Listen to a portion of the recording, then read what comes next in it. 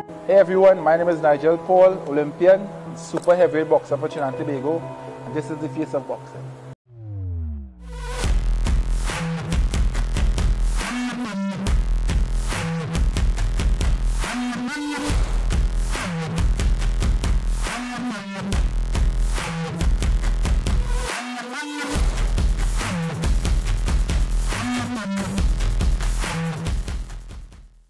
Hey everyone, my name is Nigel Paul, Olympian, super heavyweight boxer for Trinidad and Tobago, and this is the face of boxing.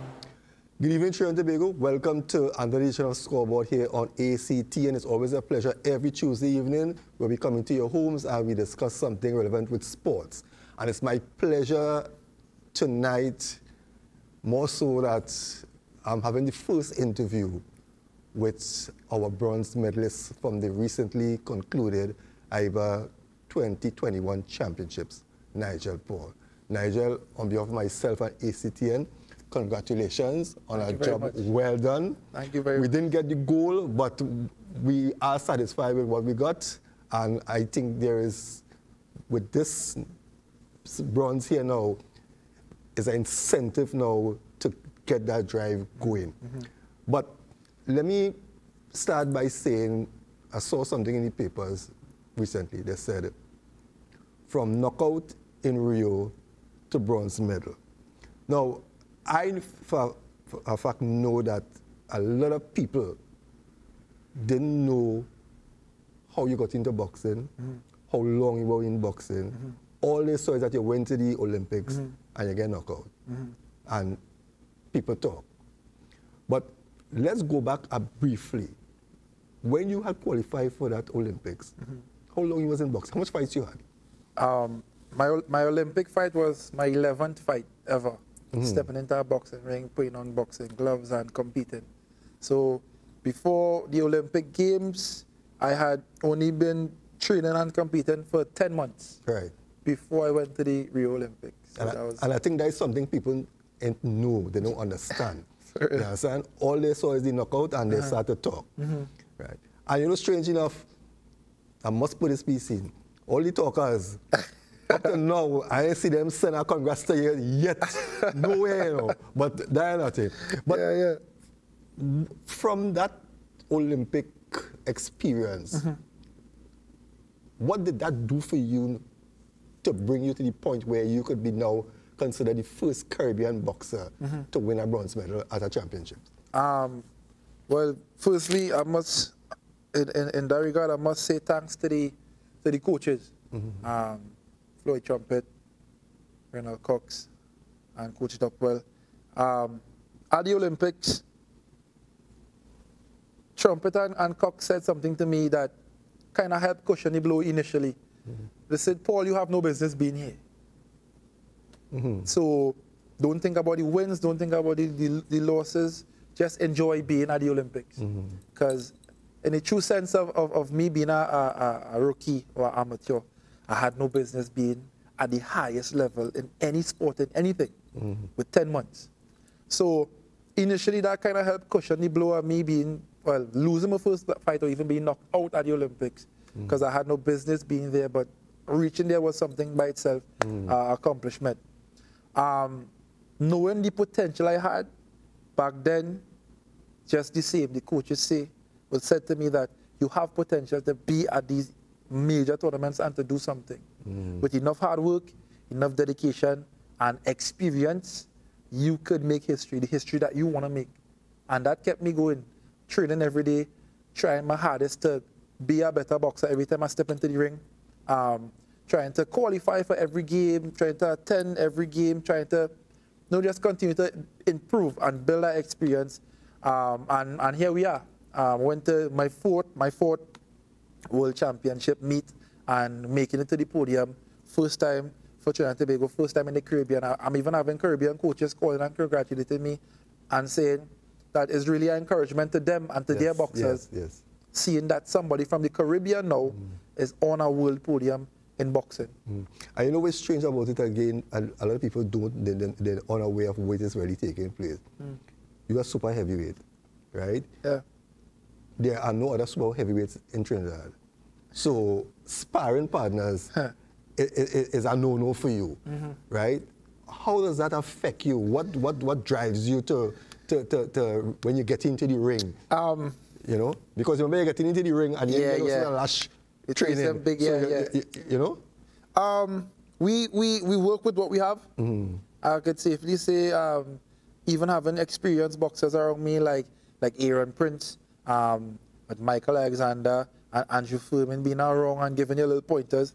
They have been around the mill, you know, taking what they say as good as gold. I know, even the coaches. For me, coming into boxing, my strong suit has always been fitness. Being able to run longer, run harder than guys in my category. Still have to work on his speed because I'm a bigger fighter, but being able to let's say run the Queen's Park Savannah 2 times and keep up with Sean or even Donald Phillips, the lighter guys. People will be amazed, like, you run what and how much? So condition-wise, I know not having the sparring partners in my division is unfortunate not to have them. But we take it from the aspect of where I am fitter than most of them in my division, so just keep going at them, and it showed in the fight. Now, this competition came amidst the COVID, right? What was the training camp leading up before you were left? What was that like? I know you was in PD Valley, right? Yeah, they had us in initially the training for the Olympic qualifiers. They had us in Belmont. A training camp in Belmont. That's where they bring down some of the Cubans to work with us, and it was a really good camp. That's when I went out. Me and Tiana, we went out to Dominican Republic and had a good start to the year, leading up to the qualifiers, and then COVID happened and everything just kind of went down. So from that, we got some time off because we're still dealing with the early stages of the pandemic, and coming out from that, we stuck to the training program that the coaches had. And I really believe in the program. They sat with us, talked with us, let us know the sacrifices that we'd have to make, even as to go so far as doing online training, really being committed. And as soon as we got the okay from the government that we could train, national teams could train, whatever, right back into the program, full on, just really having us grinding as to where we know we don't have high-level sparring, even for guys in the lighter divisions. We don't have that high-level sparring, but we know we need to be physically ready for the competition, and having a technical coach like Cox, I must say, is a plus for the team. People can say what they want about him. Honestly, people can say what they want about Cox. I believe in the program that he said. And as long as I believe or the team believes, we can do it. And we've seen the success. We can see the success. Now, it's because of COVID, they didn't have the Olympic qualifiers that prevented you from going to the Olympics. How you handle that part? It was tough. Even my teammate, Tiana, we carpool, so we always on a go to train together, whether it be reaching to Port of Spain 5 in the morning and then probably 3 in the evening. We always talk in the car. And it hit the team really hard, because we were ready. The team, we was ready, we was geared up, prepared to actually go there and again make history. We want to qualify at least 3 to 4 boxers. That was the plan. And everybody was fired up, everybody was ready, and bam, COVID happened, and it hit everyone really hard. But what stuck with me from old coach Trumpet is that we always look on to the next event. And the next event for us was World Championship, so automatically my mind switched. I'm not going to Olympics. I have to do something at the World Championships. And this performance really and truly was geared towards the qualifiers and towards the Olympics, because I really wanted to do something in this Olympics, the Tokyo Olympics. And unfortunately, it didn't happen that way. But we kept on training. We kept the faith, and we went on, and history was made nonetheless. Now, we reach in Serbia. Tell me about Serbia. I was talking to Donald Phillips. That's one of the younger boxers on the team. I call him rookie. Can I give him a hard time with that name? And we roomed together and whatnot, because we went across, I think, like a week earlier before the tournament to kind of acclimatized, and there was a small training camp. We kind of called the end of the training camp before going into the tournament. And I was actually telling them I was nervous. I was like, yo, it was like 2 years. I ain't jumping a ring to do nothing. A little bit nervous. So trying to palm it off for, if you're nervous, it's okay. But I was actually nervous now. And going back into the ring and being in that atmosphere, it's like everything just kind of came rushing back, and feeling that familiar place and wanting, and kind of really remind yourself, yo, we're here to do something. And so for me, it was a bit nerve-wracking at the start, really seeing the other fighters who coming in, seeing, this team now touchdown, that team now touchdown. So yeah, by competition time, the nerves was a little bit up there, but from the time the bell rang, and business was business as normal for me. Your first fight? First fight, I believe really and truly, I thank God for my progression in the tournament. I think everything was set up in a way where I could have reached the podium in terms of opponents being lined up. And I always tell people it's not necessarily luck, you just have to be ready. So I was ready for the toughest opponents, and it didn't happen that I didn't really clash with anybody like rated high up too early in the tournament. So it was like a nice smooth progression from somebody who was a little bit older, experienced fighter. So it was a bit slow pace. I could get my foot wet, express myself a little more. Then I went on to a younger, more aggressive fighter in Spain. And there I had to really show my grit, grind, fight, and then went on to the Turkish fighter. And the progression was it was basically geared up for me to reach the podium, and thank God for that. When you look back now at where you were here in this competition, and from the Olympics to the World Championships, the four times you went to the Aiba Championship, what would you say what's your greatest motivation, to the sense that in what areas did you improve?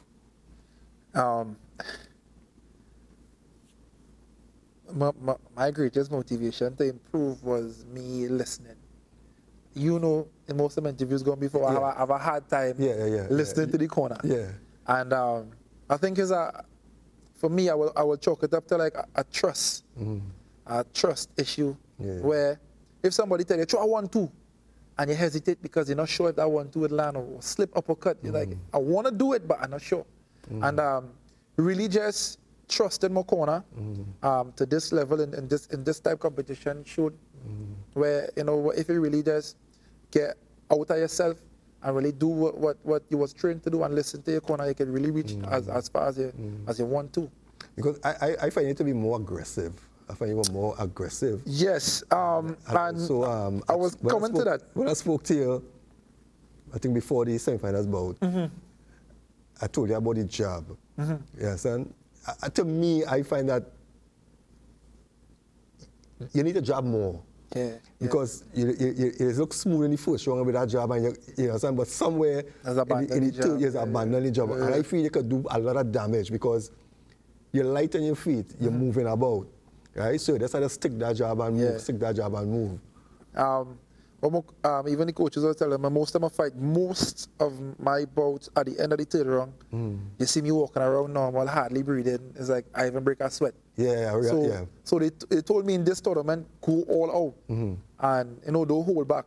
And even showing my fight, the second and the third, I just unleash, and if I was behind in the fight, I brought it back in the second and the third. So for me, the aggression, you could see the aggression coming in, where I just not necessarily throw caution to the win, but really push the fight or take the fight to the boxer. So aggression-wise, I think it's coming in. I don't know. Because actually the semifinals and the bout before the semifinals, you actually were behind in the first round. And the second and third round, you were completely different, and to me, you could take a punch because I saw you got some. I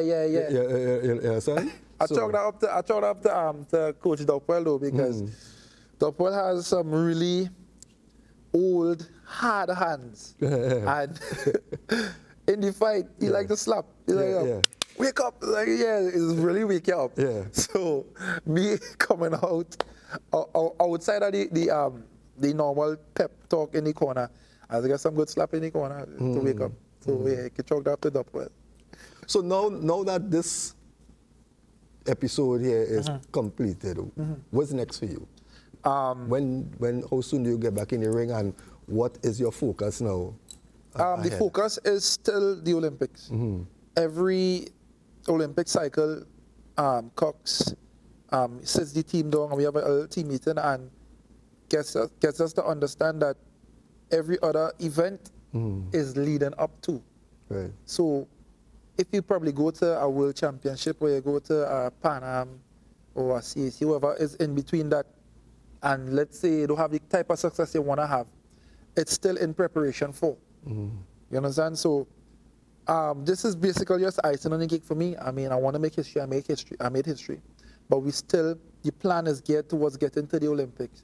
Coming up next year, we have the Continental Games and we have Commonwealth. And already the coaches they already let me know that it's going to be even harder, the training, because I am at a place now where you're a world medalist. So your performance can go down. Okay. So mentally, I'm already preparing myself to give me 2 weeks off. That's not really 2 weeks, especially with the coaches. Right. Them still going to say, Paul, you're running, you're doing this. So they gave me 2 weeks to probably rest, reflect, catch myself, and yeah, back to the gym, and it's going to be tough. Well, for the people who didn't get the opportunity to see you in action, you know, we're going to go now to the fight with Mark Petrovsky from, no, that's what the semi-final is about. We go to the Turkey bout. Right. That's the bout before when you qualify for the semi-final. So if you are taking the action. So our final fight of this afternoon session, another one at super heavyweight. Nigel Paul here of Trinidad and Tobago. Split decision wins against Nelson Heiser of Albania and Ayub Gadfer of Spain, both 4-1.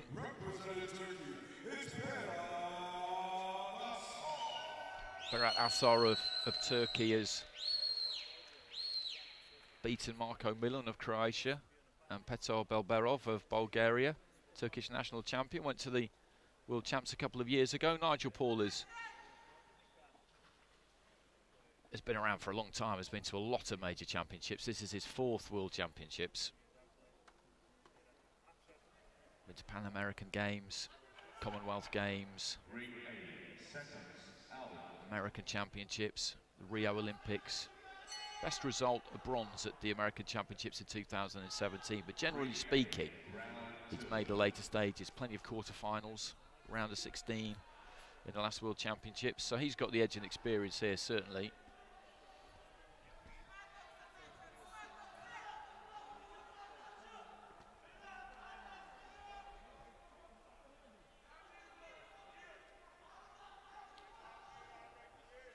(32) Nigel Paul. Asar, who you're looking at there, 22, so 10 years between them. Good bit of size between them as well. Nigel Paul is a full-blown super heavyweight. Asar on the small side for somebody in this division. So this is our final fight in Ring B. It's been a good session, an interesting session.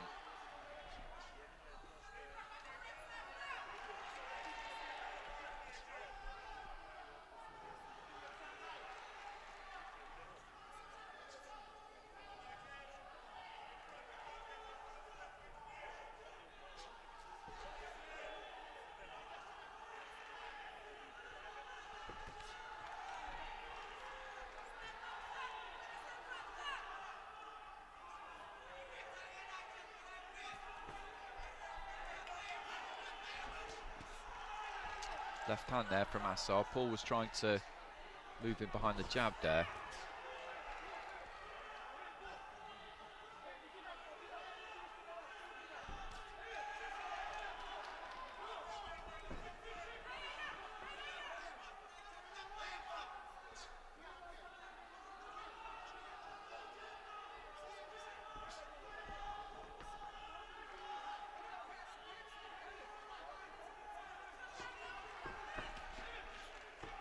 right hand. Just got through there from Assar, and another one. Steps in, let the 1-2 go. Paul had sunk into the ropes.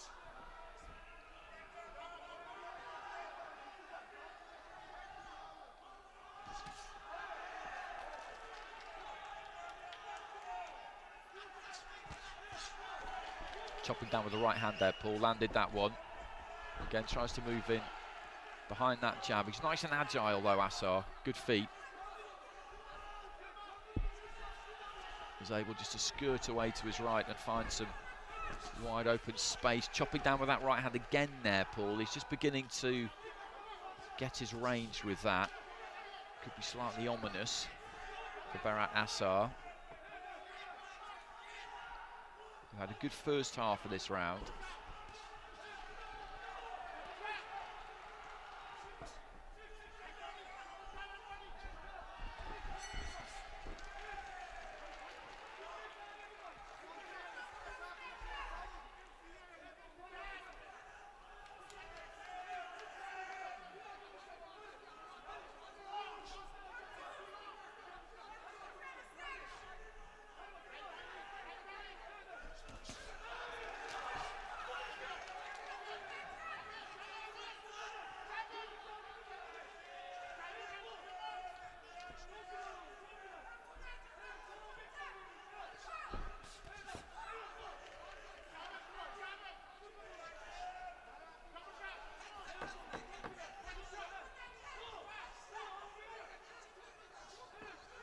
Final few seconds of round one.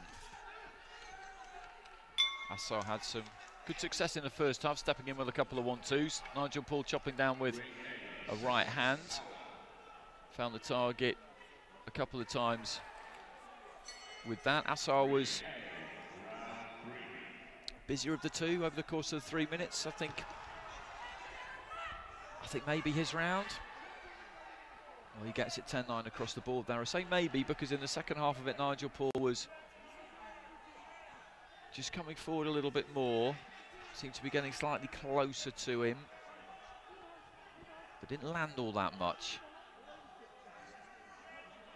So he's won that first battle here, Assar, but a long way to go to win the war, because with 6 minutes remaining, I think this is going to get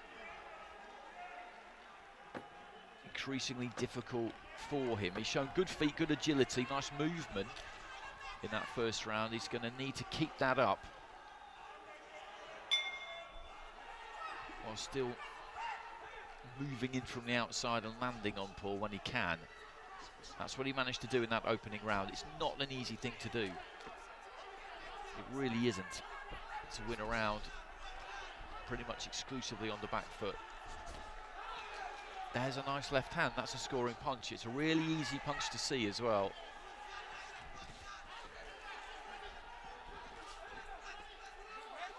And there are those good feet. Just managed to turn his opponent on the ropes and find his way out of what was some potential trouble.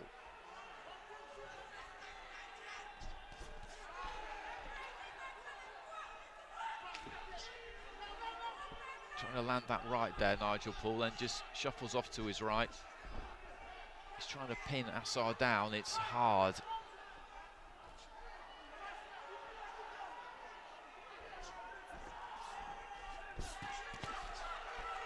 Combination on the inside, the left hand landed there for Paul.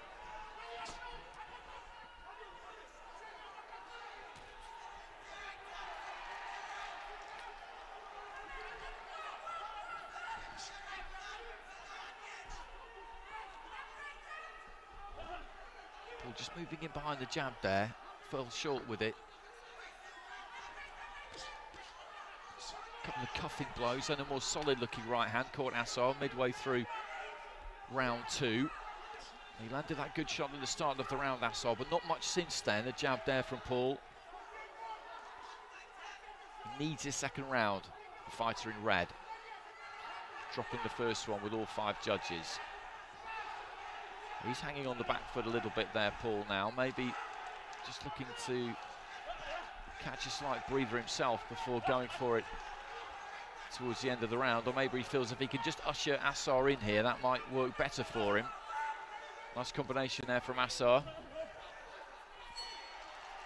It's a close round. Good jab there from Paul then. Cuffs with the right hand. Decent jab again there from the Trinidadian.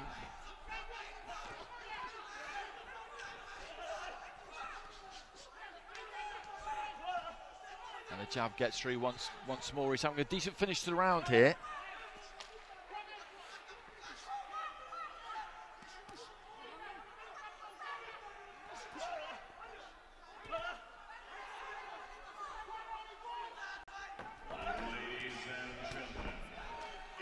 Left hand there from Assar, but it was a little bit of a slap.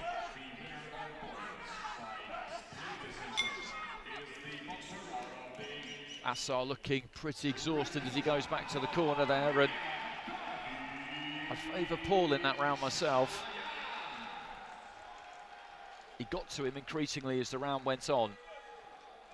Was quite patient, the big man, but managed to land the jab enough, I think, to win that round. 4 out of the 5 judges agree, so we have one card 20 points to 18 in favour of Assar. The other 4 are all level, so the Turkish fighter boxing out of the blue corner with a slight advantage heading into the 3rd and final round, but not a big one.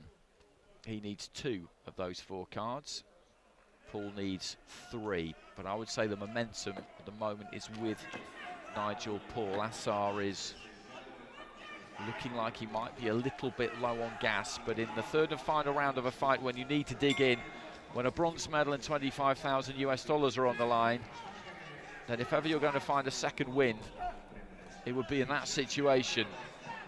But you can equally say the same for Paul. He's going to want to put it on Assar as much as he can, and he's doing that at the start of the round here. That was a nice left hand followed by a right, and Assar is in a bit of trouble, I think. He's been caught clean at the start of the round. Another long right hand there from Paul, and this is a torrid opening 30 seconds of the round for Berat Assar. He gets caught by an uppercut, and that was exactly what he didn't need. Paul doesn't want to go crazy and catches him with another uppercut there. This is accurate stuff, really good stuff.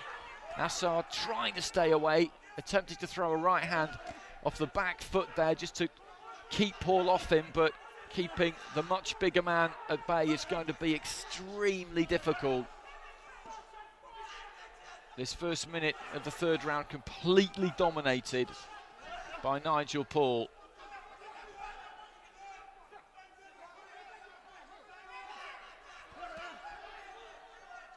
Just ditching in that 1-2 there, Assar standing almost stock still and then leans in. Paul looking to try and find room for the uppercut. Assar, mouth hanging open. Uppercut got through with the left hand. Paul turns southpaw very briefly.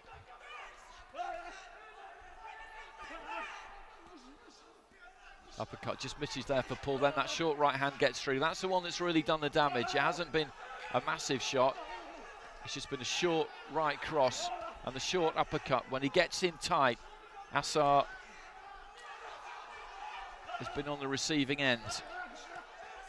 He's landed a few himself in this round, Berat Assar, but he's been significantly outlanded. There's that longer right hand that just catches Assar on the retreat, and there's been a few times where I've thought that he might be about to come apart here, Berat Assar, and it hasn't happened, which is credit to him. Paul maybe just feeling the pace a little bit himself because he's thrown a lot in this final round, backed up to the ropes, but threw a jab and landed it.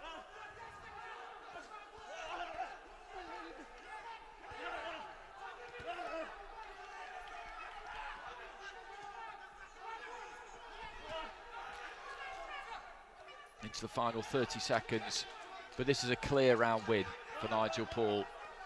4 level cards going into the final round. He needed 3 of them. I don't see any way that he's not going to win this round across the board. Assar just digging his toes in, doing his absolute best in the last 30 seconds, the last minute really. As I say, he has had some success here, but he's been outlanded significantly in this final round. Jab there from Paul and another one. Great effort there from Berat Assar after what was an extremely difficult start to the round, but he's got to have done enough there, Nigel Paul, of Trinidad and Tobago. He's got to have done enough, because he just started catching him clean from the start of the round, and that was the worst possible start for Bharat Nassar. He dug in, boy, he dug in. As I said, I thought he was about to come apart at the seams at one point, and it never happened, but Nigel Paul has won that round, and he should be going through to the semi-finals. Ladies and gentlemen, our final prelim bout of the evening, session number 16, bout number 434 to win. With your judges ruling in favor of your winner by points, declared by split decision. To the red corner, and he gets it, Nigel Paul, and the coaching staff are loving that, because he's won that final round 10-9 across the board, which is what he needed to do to turn all 4 of those drawn cards into a win. And through he goes. And what a really good fight to finish with that was. Very, very good fight. In the balance going into the final round. And he produced the big finish to take himself through to a World Championship semi-final. This is his 4th World Championship. The best he's done prior to this has been the round of 16. So this is huge for him. At 32 years old, he's been around a long time. And now he's got the opportunity to possibly go all the way, but he's guaranteed a medal and $25,000 US. And it's been a good session. We've seen some really good fights. Quarterfinals day is always a great day, because there's so much on offer. Losing in the quarterfinals is heartbreaking, because you're so close to a medal, you're so close to the podium. So we've had 14 fights in this afternoon session. We've got 12 more to come this evening, when we'll be taking you through flyweight, featherweight, light welterweight, light middleweight, light heavyweight and heavyweight, and we'll be back in just over an hour and a half.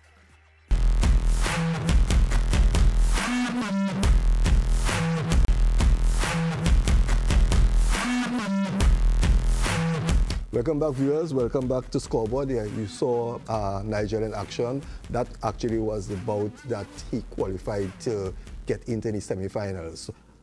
At the end of the program, we're going to give you the entire bout in which he, that's the semi-final bout, where he fought the guy from the Russian Federation. Nigel, now, so much has happened in your career, right? And your career is not a long career, it's a very short career. Right? What are your plans from here go on? How long will we see? I think you are 32? Yeah, 32, yeah. Right, 32. Well, amateur boxing, you can go until about 40. You know? Yeah, yes, sir. Right? So, what's your intention? How long do you intend to keep any boxing? And before that time come for your retirement, you know you're going back to the Olympics. But what is that main goal you have out there? Again, the main goal for me is history books. I just want to be a big part of sports history in Trinidad and Tobago. That's my main goal. Well, you're ready? Yeah. Yes, but there's a lot more to be done. You're not satisfied with that? Nah, not at all. Even having talks with Tiana and the other members of the team is really easy for us to make history for the country, because especially in boxing, hats off to the boxers who went before, but there's a lot more that could be done in the sport. Even for Tiana, even winning a major medal or even a bout at these major games, that's history by itself. Because actually, to me Tiana is the only female we have right now in the spotlight. Yeah, right? in the spotlight. There was a time where we had a full team. Yeah. And so I always tell people, the team that we have right now, I have the utmost confidence in this team that we could medal, have multiple medals at these meets, at these events, because you see now where we have a few ranked boxers. We have boxers now qualifying for games, not 1, not 2, but 3 and 4. So that's just a transfer over into making it to the medal round and bringing back medals. So I really have confidence in this team. I have confidence in the program. For me, I am fully into boxing, 100%. up until the Olympics. And after that, I might make a decision whether probably to stay on as, probably a junior coach or something, because I've done the coaching course. Yeah. I just want to continue to be a part of I boxing. realize you're talking about turning pro, right? That's it.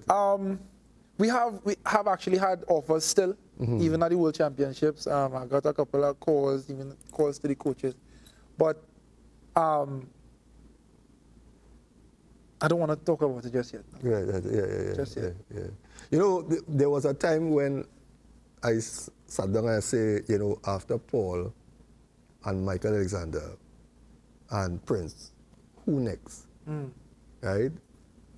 Because I know I saw Sean a couple years back, and he was promising, and then boxing kind of went down and he wasn't seeing him. But Donnell, I think I saw him, but you already mean guys.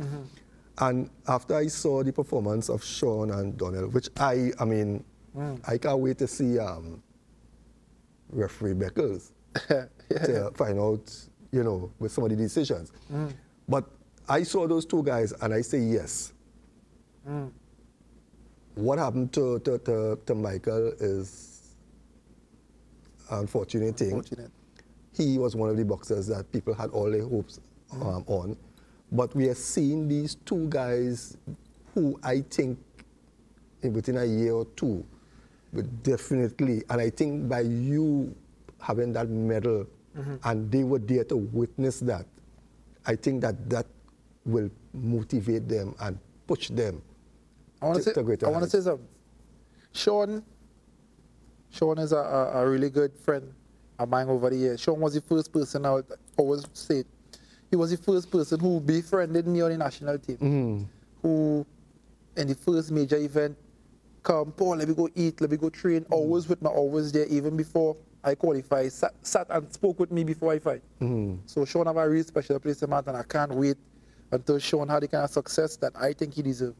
Because the only boxer on the national team that trained hard and longer than Nigel Paul is Sean. I can safely say that. Anybody can say that. I hardly ever miss training. I always there, always present, always training. The only person that's trained more than me is Sean. Hands down, no doubt. Donnell came from MMA. A really excellent fighter. He has a big heart and condition, superb. And I believe that he will do big things, even becoming a part of this team. But the person that everybody's sleeping on right now, it's Blessing of World Drop. And we also what happened to Blessing at the World Games. Yeah. And I am sure that what happened to me happened to him. And everybody's ignoring the fact that Blessing was there. And the bigging up Sean and the bigging up Donnell. And everybody right now not even focusing on Blessing, but what's up. That's why I said, dog. So you actually seen something similar to you? Yeah, because Blessing technically has more in him than Sean and Donnell, I believe. But it's slipping to mention his name too, because really and truly he was one of the guys who, was there with them. And we can't forget Aaron Prince. Well, no, I think even before you started boxing, Prince was in boxing. Yeah. I think even before Tiana was in boxing, right? Because when I started with them in the gym, there was somewhere around 2006, Prince. 7, somewhere around there. I think he boxed him all over 15 years. So I know I remember Michael and Stephanie Allen. They were like, yes. The middle of the ring, the only three, it's a 4 strands. Yeah. They were just about the third one. Stephanie still there. So I saw all these guys. Actually, I saw you for the first time. I know you were the fat boy. Yeah. The big fat blue pants. Yeah. This chubby fella, So I know where you all started, and I know the struggles. Because amateur boxing is a sport that a lot of people fight down. Even some of the coaches in the thing. You understand? Right? As I was saying, right? We heard all kind of talk, right? But none of the critics, I didn't see them put up nothing yet. They see Paul well done. So my feeling is like, But yeah, you're really hoping that man lost in a way. You understand? And they come back with a medal, right? But these guys, I think, will do well. You understand? Yeah. And as you said in the opening, they can say what they want about Cox. You see Cox and Doppel, I think them and Trumpet, I think those guys had the heart for boxing. Yeah, yeah. Right? I'm not criticizing any coach, you know, because all the coaches play a part somewhere along the line. But for the long run, these are the coaches, because Cox get real criticized. Yeah, you get bashed. All kind of things. They bash him. You understand? But he proved that success. So, and success in life don't come easy, you know. True. You understand? So you sitting here now, you get congratulations messages from all through the Caribbean and you understand?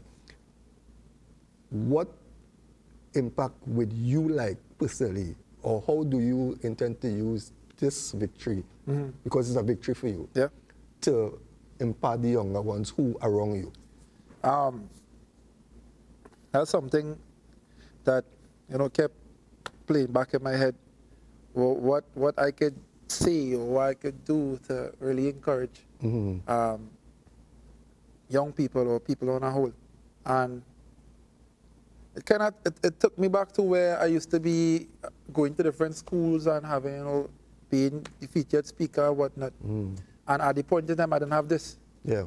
And my message back then to whoever was don't stop, don't ever give up. And I knew to myself that I would make history because I put in the work, put in the hours, and I just never stopped grinding. And even being a Christian, you know, having faith in God and really understanding what he said, you can do all things through Christ who strengthens you. And you know, once you pray and ask for something, you receive it. So I just stayed humble, try to stay faithful. And so my message or my impact I will try to have on anyone is the start is just that. The start. It doesn't matter how you start or where you start, that's the start. It's how is the journey, and you have to enjoy the journey and look ahead to your goals and look ahead to the finish mark, the finish line.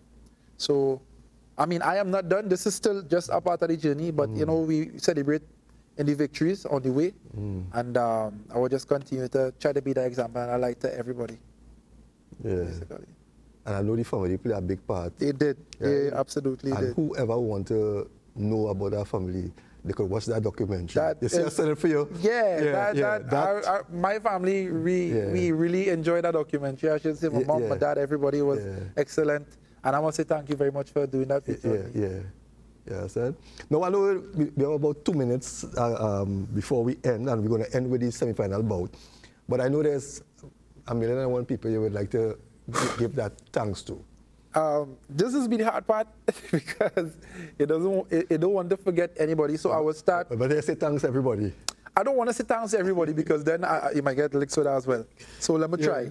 Yeah. First of all, I must say thanks to the association for backing me, Mr. Ford, and the whole association for giving me that opportunity, that chance to go there and represent. I must say thanks to the ministry, Ministry of Sport, Sport Company, TTOC, Mr. Lewis, Reza, the whole team, everybody, every day kept calling me, reminding me, push on, you're right there. All the coaches that help in the gym, Sinet and Ulrich, and even this new guy we have on board, Ben, a strength coach. Must say hats off to Orlando from Aries. He was a strong part in me staying active, staying fit, even through the pandemic, coming up to where I live in Enterprise and working with me. Must say thanks to him, thanks to you, to the media, everybody who kept pushing that positive energy. I mean, because any public to know what I was doing, or I barely believe that the country started to rally behind me and really started to push that positive energy my way, and it meant so much for me. My teammates, everybody in the gym, every single member of the team, everybody who has come training for coming training sake, you know, because we training for something and really stay together as a family, as a team. And yeah, last but not least, my family. Everybody who kept on supporting me when, you know, I felt kind of like I want to stop. Keep on pushing it from that home, from that ground base. Thanks to everybody. If I forget anybody, I do apologize. I'm sorry. Nigel, congratulations again. Thank you very All much. the best. And I know that's a stepping stone to greater things. Viewers, we want to thank Nigel because he came in late last night and to give us the first shot here. We want to thank him for that. We come to the end of the program, but we're going to give you the entire semi-final bout. Judge for yourself and see the performance of our champion, Nigel Paul. See you next week. Well, here comes a man who has been around the block plenty of times. He's been everywhere. He's boxed at absolutely everything you could possibly name. He's been to Olympic Games. He's been to Commonwealth Games. He's been to Pan American Games. He's been to numerous World Championships. Prior to this, his best result was a bronze medal at the American Championships in 2017. And at 32 years of age, he is now guaranteed at least a bronze at the World Championships. And it's good to see, quite frankly, because he's achieved a kind of longevity in the sport that not many people do, particularly in this highest weight division. And he's got through wins against Nelson Heiser, Ayub Gadfer and Berat Akar of Turkey in his quarter-final. He'll be the bigger man, so once again Petrovsky will be giving away size, but he's used to that. Petrovsky just banging his gloves together in the red corner as he waits for Nigel Paul, who just throws a big long leg over that top rope. I always find that impressive when somebody just steps over the top rope. You could do it, Ron McIntosh could do it, I definitely couldn't do it. Thunder lips. So these two called to the middle. Final instructions and a touch of gloves. Petrovsky of the Russian Boxing Federation, who, as I say, has shown an unbelievable amount of grit to get this far. He's in the red. Nigel Paul of Trinidad Tobago in the blue. 10 years separating these two in terms of age. Petrovsky just looking to try and dip in and jab to the body early on there. He had to stay patient against Berat Akar, Nigel Paul, and win the final round, which he did, to get through to this semi-final stage. Fighter in blue just looking for the jab. Petrovsky again just stealing in and landing that lead left to the body. Left hook. Just landed a glancing blow there. Scoring punch, very easy to see. Scoring punch as well. That's not to be underestimated. For the judges at ringside, the easier to see the punches are, then the more straightforward a job it is to score in either fighter's favour. Just backed up to the ropes there, Nigel Paul, and Petrovsky just steps in, lets his hands go. I don't think a huge amount of that got through. Jab there from Paul off the back foot. Minute gone in round number one, just hooking off the jab there. The Trinidadian again, Petrovsky just touching him to the body, nothing major, trying to keep that head on the move as he's on the kind of borderline of range there. Again, just slips the jab and lands the jab to the body.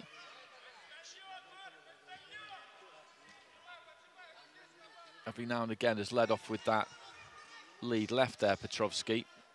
Rolling off to the right. Head movement is key here for him. Uppercut aimed there by Paul, but just taken on the gloves. Parried by Petrovsky. That's a good jab from Paul. Petrovsky looking to move in again. Paul just giving a little bit of ground and backing up to the ropes. I think he might be well advised to try and get on the jab a little bit more, try and impose that jab a bit more, the fighter in blue. Right hand there did land. Petrovsky had pulled the head back though, so did manage to ride it. I don't think that one did quite get that right hand that time. Petrovsky with good head movement here. He's managing to stay out of the way of those lefts and rights of Paul by just being on the borderline of range, slipping punches effectively, and has managed to score to the body. So heading into the final 30 seconds of the round, he is probably winning this round as it currently stands, but it wouldn't take Paul to land much to equalise the fairly light punching that Petrovsky has done so far. Decent looking jab there from Paul, and then a nice right hand upstairs from Petrovsky. Stepped into that one, jab came back from Paul, and Petrovsky looks to try and crawl all over him on the inside. He'll engage when he needs to. He's not frightened of doing that. He's shown us that throughout the course of the competition so far. Paul just chases him across the ring a little bit there, and that's a well-boxed round, I think, by the red corner. Yep, I agree entirely. And I think his sheer presence is seeing Nigel Paul box on the perimeter of the boxing ring, using a good jab effectively, but I think it's one of these contests as Petrovsky takes it on a 4-1 split. But by having Nigel Paul pinned to the back foot, from a judge's perspective, he appears to be the man trying to make the contest. And without wishing to sound ridiculous, because we're in the super heavyweight division, Nigel Paul's work could be construed as a little bit negative and as though he's trying to steal it rather than take it. He did come forwards when, as you say, chased him across the ring in the closing stages. But I think if he hopes to turn the contest in his favor, because he is boxing well on the back foot with fluid straight shots, I think he's going to have to impose himself and try and get on the front foot a little bit more. Agreed, agreed. He is the bigger man. He's got the longer reach. I think he has to try and impose that height, that reach that comes with it, that physicality a bit. And he's immediately taken the centre of the ring here and looked to try and back Petrovsky up behind that jab, because he is giving away size here. And you look at the eyes of Petrovsky, he's been on the end of some painful stuff during the course of the week. I've seen it all, and you couldn't help but be enormously impressed by his fighting spirit, because he is a small super heavyweight. Right hand to the body there from Paul, and then just sticks with a straight right as well. Petrovsky's turned southpaw there, right at the start of the round pretty much. Right hand from Paul, I think found slightly better range, just trying to measure that right with the lead left, trying to land a big uppercut, didn't quite manage to do it. Petrovsky just inching forward, throws the left, moves on to the shoulder. Paul with a jab, that's a good jab. Has got the distance with that better in this round. And now it's Petrovsky who's working around that clock face more and being forced to work in the more outer reaches of the ring. Couple of good jabs there, then followed by the uppercut. Then he's just getting a bit of momentum going here. Nigel Paul, long right hand gets through. Right lands on the forearms, but don't underestimate the effect that a heavy shot, although blocked, can have, particularly at super heavy. Petrovsky trying to keep that head on the move, gets up close, lets his hands go as Paul just sinks into the corner, but he's straight out of the corner and looking to get back on the jab. Just over a minute remaining in round number 1. And it's the fighter in blue who you would say has had the better of this round so far. But he needs to keep that going. Petrovsky is a clever fighter. He'll be aware that this might be going against him at the moment, and will know that he'll need to do a little bit more, need to do something to catch the eye. Trying to work to the body on the inside, gets the shoulder in on Paul and just leans on him in the corner there, and Paul just kind of allowing that to happen. So back to the centre of the ring, these two go. Left hand there from Petrovsky. Paul with a lead left, and Petrovsky is trying to work hard towards the end of the round here. Climbs into a left hand. That was a decent left hand, but a short right hand on the inside there from Paul. And Petrovsky's just trying to swarm Paul a bit here. Land as much as he can, certainly, but throw as much as he can and look as busy to the judges as he can for the final stages here. And lets his hands go and does find some punches to the body on the inside as the clapper goes with 10 seconds to go. Now, for me, that's a round that was dominated by blue for the first 2 minutes, but Petrovsky, as we said, he's a clever fighter. He needed to do something towards the end, and he did. Most certainly. But I think that contest, as we suggested, showed a completely different complexion when Nigel Paul got onto the front foot. Sometimes he was countered, but it just changed the entire dynamic of the bout. Now, when you pointed it out, when the man turned southpaw, it's a 3-2 split in favor of Petrovsky. So again, testimony to the better work that Nigel Paul did. When Petrovsky turned southpaw, Nigel Paul Not that it caught him out, because you're going to expect that at this level, but he did back up again. And when he backed up, I think it brings Petrovsky right into the contest. And when Petrovsky did try to get busy with his increased activity, sometimes I felt Nigel Paul, like there, was just a little bit guilty of allowing the roughhouse tactics to be employed by Petrovsky. I think you've got to take a risk, damn the rule book, and put your considerable bulk onto the smaller man and try and wear him out. We're going to the final round then. So here we go, third and final round. Nigel Paul, Trinidad and Tobago in the blue. Petrovsky, Russian Boxing Federation in the red. He's got 2 cards with a 2-point lead of 20 points to 18. The other 3 level at 19 apiece. So this is still in the balance here. Nigel Paul needs all 3 of those level cards. Petrovsky needs 1 of them. So the Russian does have an advantage, but he was clever in the closing stages of that round. Petrovsky, nice little right hand on the inside there from Paul over on the far side of the ring, and Petrovsky just leaning in, and I just echo something that Ron said, that he can't really allow that to happen here, Nigel Paul. He's a bigger man of the 2. You don't allow Petrovsky to get his head on your shoulder like he is here and push you back into the ropes. You've got to get a hold of him, turn him, walk him back across the ring. He's got to be dominating those types of clinches, and I think that worked towards the end of the round. Just nicked that round on the split for Petrovsky, who again here is, well, he's trying to old man Nigel Paul. It's a phrase we used a couple of fights ago, and it's running the clock down a little bit at times. He does need to win the fight with one of these judges who's got it level, and there's nothing in this final round so far, really. The leaning on from Petrovsky could also be a sign that he's a little bit tired. Solid right hand there from Paul on the inside, of course. It could be an indicator of that, and maybe that greater physical size has been brought to bear a bit more than we thought, a bit more than it looks like. But at the minute, this kind of mauling around on the inside is probably suiting the red corner a bit more than the blue. He's got to find a bit of distance, a bit of space here, Nigel Paul, to get those long levers working. Petrovsky catches an uppercut on the inside there, and that was pretty heavy. Nigel Paul landed another one. Petrovsky gets into that middle distance there, sets his feet for an uppercut. Nigel Paul just short with a big right hand up the middle again there. Petrovsky just disengages, rattles a few punches off. One, I think, just snuck in around the back of the guard.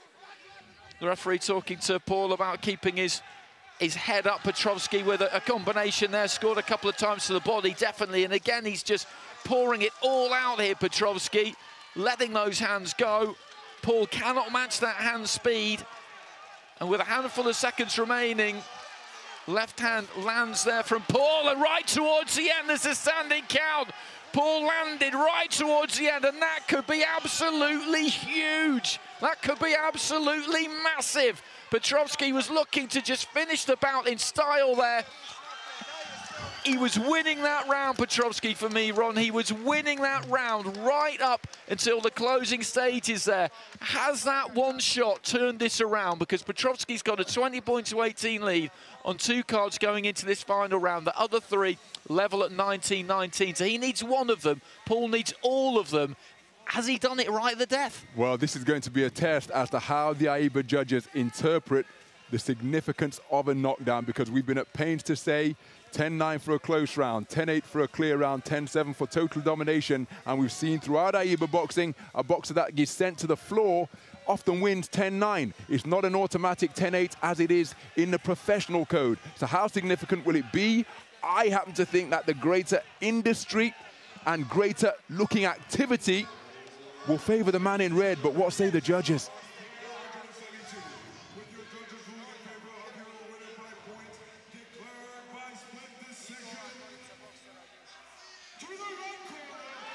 Well, Petrovsky gets it, and a huge exhale there from Nigel Paul, a little smile on his face. He would have been desperately hoping he just did enough, and Petrovsky's won that final round on 4 out of the 5 cards.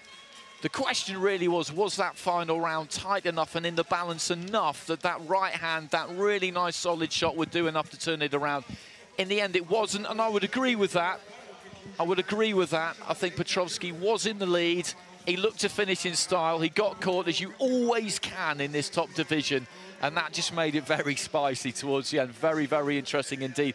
And I tell you what, he has been in close fight after close fight after close fight all the way through this competition, Petrovsky. You cannot say that he hasn't earned his way through to a gold medal fight, because he absolutely has. You just need to look at his face to see what's been happening to him in the rounds that he's had in that squared circle up in front of us. But congratulations to Nigel Paul. He takes a bronze medal in the World Championships, medaling at the Worlds for the first time at the age of 32. So that's a terrific effort from him. But Petrovsky, well, he's the kind of fighter who would become a bit of a fan's favourite.